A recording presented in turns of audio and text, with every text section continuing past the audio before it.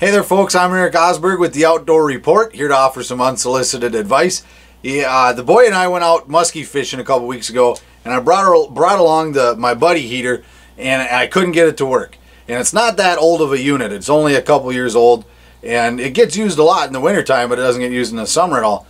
And so I could get the pilot to kind of start going, but I couldn't get a nice big solid blue flame, and obviously I couldn't get the thing to work.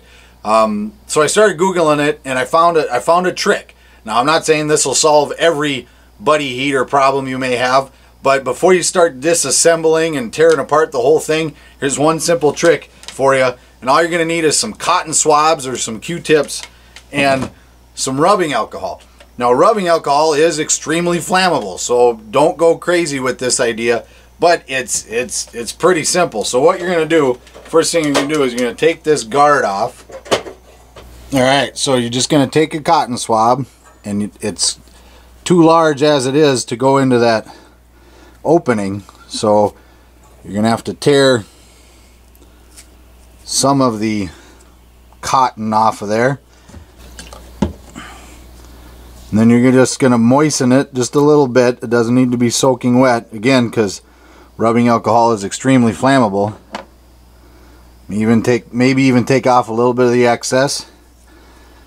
And then you're just going to run it down into that opening, and it goes way down in there. Can you see that? See how far that goes in there? And then you're just going to clean it out. And then you put your guard back on, and let's give this a shot.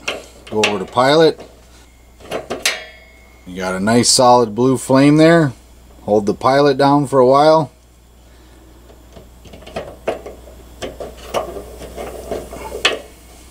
Let her rip.